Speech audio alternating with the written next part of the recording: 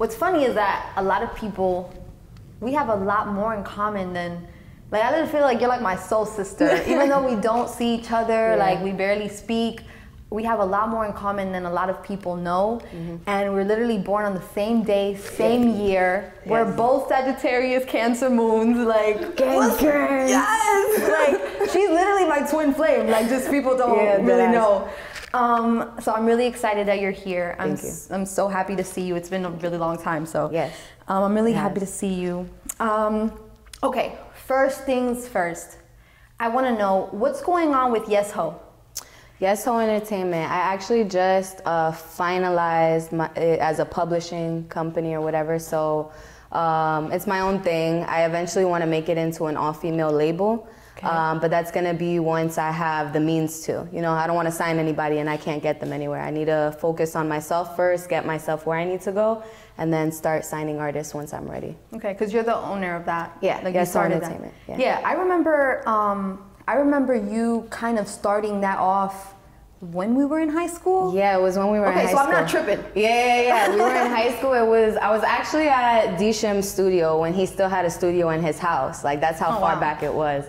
And then me and my best friend Robin were in the studio and we were drinking and stuff. You know Robin? Yeah. And we were drinking and stuff, and like she just got really like drunk, and I told her to get in the booth, and she actually was the one that said it. She's like, Yes Ho Entertainment, fucking mean entertainment. And then since that day, like we just went with that shit. Off. So yeah. But I really like the Yes Ho Entertainment, so I just went with it, and it stuck, and people really like it, so. Nice. Cool. So that's still your label. You're still rocking with that. That's so funny that I do remember all of that. I remember you like talking. It was like you like, because I remember that along the same lines of like you. It was like you got like on a phone call with Nicki or something like that. Do you remember that? Yeah, it was crazy. Team Minaj Radio. Nicki used to have this shit called Team Minaj Radio, and she used to call in and like talk to like people in Team Minaj, and I actually got an opportunity to talk to her, and like I sung to her and stuff, and that was wild. It was so cool. And it was amazing. Obviously, you sounded amazing. Like it was dope as shit. And I just remember doing that. I'd be like, oh, that's my friend. Oh damn, that's so cool. No, yeah, I love Nicki, but hopefully soon I'll get to like do something with her. But yeah. Have you ever met her personally? I met her one time. I'm pretty sure she won't even remember. It was years ago during like an all-star game in Orlando. My friend Ken, his uncle used to do Nicki's hair at that time, Terrence Davidson. And I got to meet Nicki because of him, like very briefly. It was really cool. She was a really sweet girl. But it was just very brief. She was in her car. We got to talk for a little bit, and then like all of Team Minaj and like paparazzis and stuff like started like rushing to the car. So she just had to like go in the garage. But it was cool. It was a nice experience. She was a very sweet girl. I love her. That's awesome. I like her too. So it's safe to say you're not Team Cardi. You're still Team Nicki? That's a very touchy subject. Facts. It's not that I'm not Team Cardi. Like, she's cool. I've just been Team Nicki for a very long time, you know, and Nicki writes her own music and everything like that. But shout out to Cardi. Cardi's doing her thing, you know. Yeah. I myself am a writer, so I don't have anything against people who don't write, you know, their music or anything like that. But yeah, it is, you know, I'm a barb.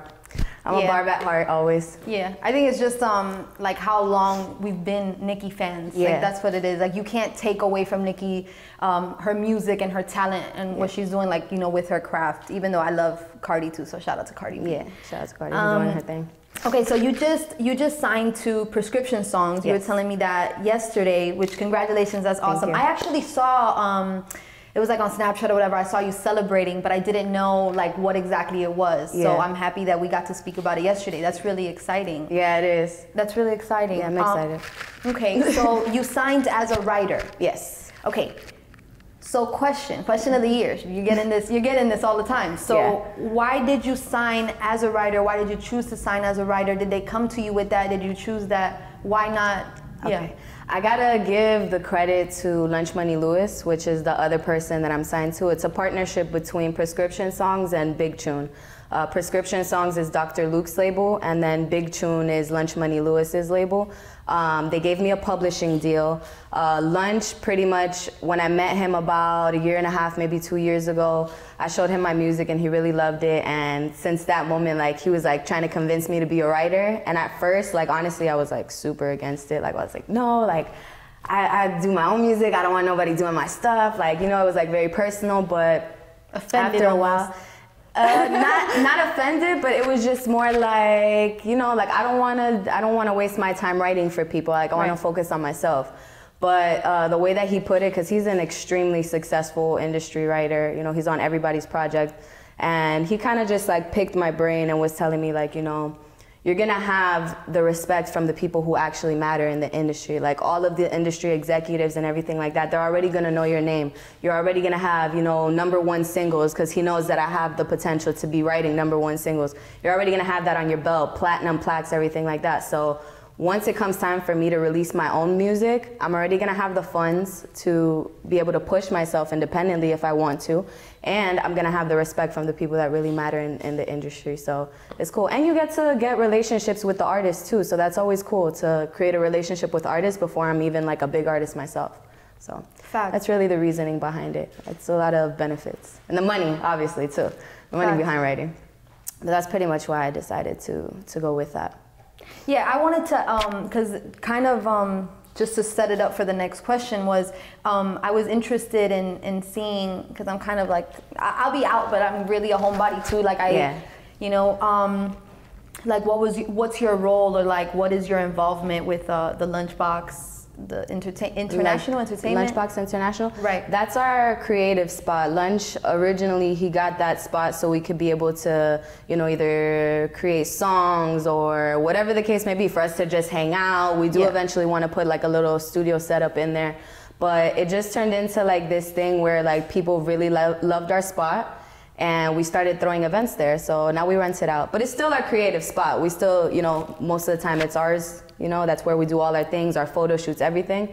But we do throw events there now, if anybody ever wants to come to the Lunchbox. And it's nice, it's nice. Yeah, I like the setup. Thank you. You know, it's real nice. Thank you, thank you. So you said you wanted to, eventually it's gonna be like the studio vibe, like you're gonna bring so you can record in there. Yeah, I think Lunch is gonna actually get the unit right next door to it. I think he's buying the whole building. I'm not really sure, so I don't know if I should speak on that yet.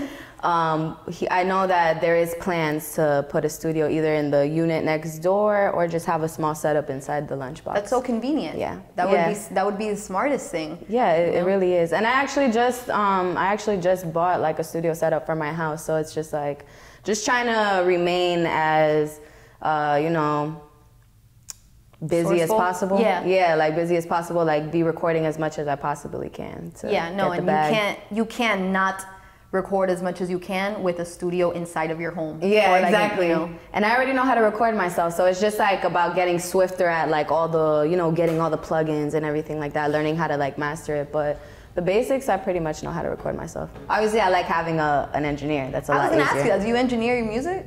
Do I engineer my music? I don't. I have before, but it's just, it takes too much time for me since I'm not swift at it. But now since I have the studio set up, like I could have all the practice in the world at my house. So that's something you want to learn how to do for yourself? Yeah, I do. I feel it makes me more valuable as an artist. And if I don't have an engineer maybe and I want to record something right now, then I can still do it for myself, or at least have a reference down. So once I go into the studio, I can have like an idea altogether. But yeah, I think it makes me a lot more valuable to have those skills. Absolutely. As well. Yeah. Nice. Okay. So I guess something else I wanted to ask you was okay, so you signed as a writer, and your involvement right now, like with the publishing deal, is you know, writing your music. You said you write your own music. You're very proud of that. Obs, who wouldn't be, right? So what's your favorite part of like music now? Would it be writing, or would you say that you enjoy the creative process more than you enjoy the performing part of it? Or I love the creative process, but something that I always say is I'm always gonna be a performer at heart. So no matter how much money I make off of writing, I'm always gonna be wanting to be that person on stage, you know, getting the feedback from the fans, because it's what I love. It's what I've been doing my whole life. So if I shy away from that, I'm not like, you know, I'm not like the happiest person in the world, but I really have found a love for writing for other people, which is something that I never really experienced before. So I am finding a love for that, and I've obviously always loved the creative process behind writing and everything like that. I'm just like, I love the feeling of like writing like a smash and then showing somebody like mad nonchalant, because I know it's like super fire and then they're just like blown away. So I love that process. I love the whole process of music, everything. But performing has to be my favorite. So performing still is your favorite? Yeah, performing is my favorite. I'm just doing the writing thing, you know, for right now. I know it's like a really great thing, but eventually I do want to transition into just being an artist. But it is beneficial to keep writing for other people, even if I am an artist. There's plenty of big artists who write for other people, so absolutely. I can do both. But I think once I get really busy with my artistry, I'm gonna take a little break from it. But for right now, I could write for days. I could write hits every day, you know? Just stick me in the studio and I'm good, yeah. I believe that. Thank you. That's awesome. Do you see yourself doing anything as far as like maybe management or something else? Because now that you didn't really see yourself being a writer, now you're writing. I can see yourself I can see you doing so much more than just performing. Yeah. But do you see that, or do you want to just like? I see myself eventually, once I reach that point and have like the resources, I see myself helping other young ladies as well in the industry to kind of give them like an easier way, because I know how hard it is as a female. A lot of people, like, you know, they're gonna think like, you know, you don't have the look, or you don't have this, you don't have that. Like, a lot of the times people don't care about talent. So I want to make sure that I give an opportunity to people who are very talented and do deserve it, no matter what their look is, especially young females. Because I always had a problem with my weight. I was always overweight. I recently lost like 80 pounds within the past couple years. Oh, wow. So it's just like, what? And even though I was talented and everything like that, it was always like, yeah, she's talented, but she doesn't have the look or whatever. Like, and I'm just like, yo, like, you guys rather deal with somebody who like doesn't have the talent. But it's just how the industry is, you know? It's what sells. But I definitely want to give a platform to people who deserve it and who have the talent and might not have the look, or even if they do have the look, just people who deserve that. I want to do that. And eventually I want to transition into acting, which is something that I also have had a love for like my whole life. I'm just like a performer, so I do want to transition into acting as well. Yeah, because I love Jazzy spitting Jazzy's music. Like I like the idea of you as a writer. I feel like I see you, how I said, as so much more than just the artist. Like, or I'm sorry, just so much more than just like a performer, writer, whatever. Like I see you doing so many other things, like management involving, and if you want to, you know, how you said, just like reach out maybe to other girls or get some type of like, I don't know, foundation, whatever going on for that. I see you doing that. Like I see you so, like, you know, sky's not even the limit. Thank you. But I do love Jazzy spitting Jazzy's music. I feel like you're stupid talented. Thank you. And then wow, 80 pounds? You lost 80 pounds? Yeah, it was 80 pounds. Damn! It was a lot of I saw you like dancing and stuff. I also enjoy you in the studio when you're like dancing, because I've seen you like dancing in like studios. And oh yeah, that's when I was, I had a performance in Tallahassee one time. The whole show ended up getting canceled. I was one of the people that was gonna open up for like Trina and Trick Daddy and stuff like that in some like show in Tallahassee a couple years ago. So I pretty much just got some dancers and stuck ourselves in the studio and got a choreographer, and it was for that performance. But yeah, it's just like to have a better show. Like I feel like if I'm gonna be on stage just by myself, like yeah, I could hype the crowd up. I've done it a million times, but just adding the dancers in the background, it just adds a whole other element, you know, fog machines, lights, everything like that. And it was a big stage. So it's a shame that we didn't get to do that show, but the time will come for it. Dope. Yeah. What's been your favorite performance? My favorite performance? That's hard. I would have to actually say it was this Gay 8 festival that I did a couple of years ago. I would say maybe 2 years ago. I got booked to perform. It's like the Gay Calle Ocho or whatever. It's Gay 8, yeah. So, and you know, I love me some women, not me. But what's it called? Me and my friend Caitlin, KTLN Music, she's an amazing singer and writer. I asked her to perform with me, and we just had so much fun on that stage. And after the performance, we were like walking around and everything, and people just kept walking up to us and taking pictures and like, oh, like doing little interviews. So it felt really cool. I think we got really, really good feedback. Actually, there was another show, now that I think about it.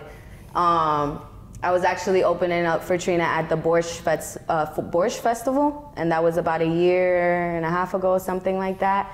And that setup was like the coolest setup I've ever seen in my life. It was like a big safe, And then we had to go through the back and like get on a roof. It was indoors. It was like weird. It was like this huge building and it was indoors, but they had like this big safe looking thing. And we had to go through the back, like climb these like metal ladders or whatever towards the back to get on the roof, which was like a safe or whatever. And then we performed on there. So that was a really cool setup. Down to the crowd. Yeah, like the crowd was down there. We were all indoors, but it was like a crowd under us. We're on top of like this roof of like this like huge like looking safe. It was like really cool. So I thought that was awesome, and that thing was packed. I had a really good crowd reaction out of that. So I guess those two are my favorite performances I've done. Performing Jazzy. Yeah, performing Jazzy. That's how I like you. That's how I like you. Thank you. Okay, so I guess another thing that, you know, I just want to ask, how do you deal, or how do you like, how do you deal with people maybe like not liking your music, or just not, how do you deal with the negativity? I don't think I've dealt, not to be like cocky or anything, I don't think I've dealt with people like not liking my music. I've always had like people who like my music, but they, you know, they don't really feel like I should be the one like in the forefront or whatever. The way I deal with it is just like, all right, you have your opinion. Because I'm already so cocky, like in my own head and confident within my own self. I've had no choice but to be this way. Because my whole life I've heard like, oh, well, you know, you need to lose a couple pounds. You need to do this, you need to do that. So I'm just like, man, I'm talented as fuck. If you don't like it, somebody else will. Like I know my talent and I know my potential. So I know I'm going to make it. So you'll catch on eventually. That's how I deal with it. I don't even pay attention to it. I'm just like, all right, that's cool. Yeah. I'm talented. It's all right. That's perfect. Yeah. Like, I really am happy that you came. Like, I really enjoy following you. Like, you wouldn't be here if I didn't. You know what I'm saying? Thank you. So I guess just cliche, what can we expect from you? A lot of big hits this year that I'm trying to get placed. I'm looking for music. I want more music from you. Oh, well, for my own personal music, I'm definitely gonna try to release at least a couple songs this year, just because I haven't released any personal music in a couple of years. I've been like just working on stuff in the background. But I do have a project, Long Live the Queen. I've been working on it for a couple of years. I want to wait a little bit longer because I want to get, you know, the clout up and all my resources up and everything like that to be able to push it correctly, because I never want to waste great music. So as far as my own project, I would say probably within the next year and a half I'll drop Long Live the Queen. But this year I'm definitely focused on getting as many placements as I can from like big artists, so I can get this money, get all these like plaques on the walls and everything like that. And I have a great team behind me. Shout out to Lunch, shout out to Joshua Berkman, shout out to Dave, shout out to everybody. Dr. Luke, thank you for the opportunity. I have a great team that really believes in me and is there to put me in the position to win. So I'm grateful. You can look out for like a lot of platinum songs coming out from big artists, and I'll let you know what I wrote.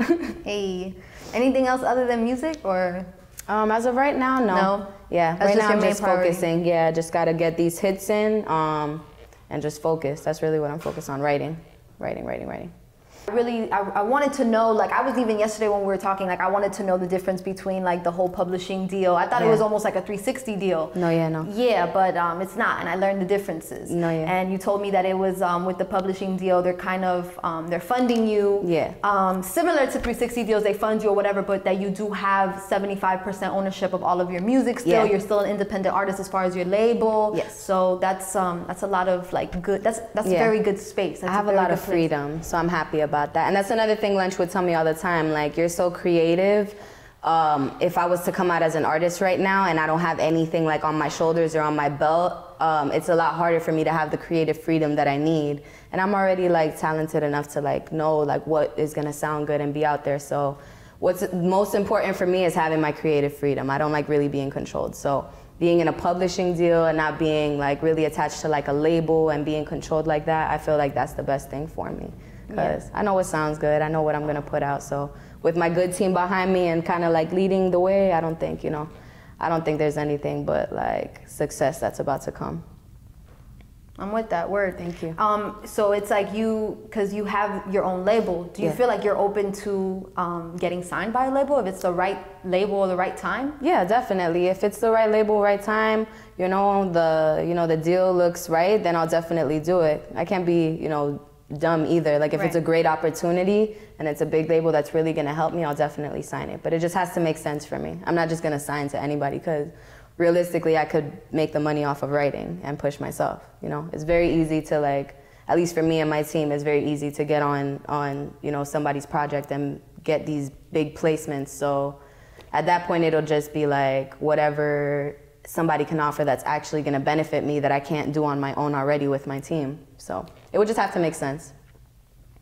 Yeah, you're in a good place. You're in a good place. I'm really happy. Yeah. And everybody's so positive. That's what's most important to me, because there's so many things in Miami and like people that are just like trying to be in the limelight, and it's a lot of negative stuff. But I've really like got so lucky with this extremely positive, motivating team, and like I couldn't be happier. Like I'm really blessed with them. Like I'm really, really happy. For real. Yay. It sounds so exciting. Thank like you. I'm excited to keep watching you and watching you grow. Thank you. I know that it's only more success, more life, and great things to come, because shoot, that's just what it is. They ain't got no other way. You feel me? There ain't no other option. So. Exactly. Not gonna let it happen. Exactly. Hey, that's what it is. I'm so happy that you came. Thank you. Thanks for having me. And that's pretty, like that's it, folks. Thank you. That's all, folks. But yeah, thank you, my love. Thank you so Let me give you a much. hug. Thank you for everything.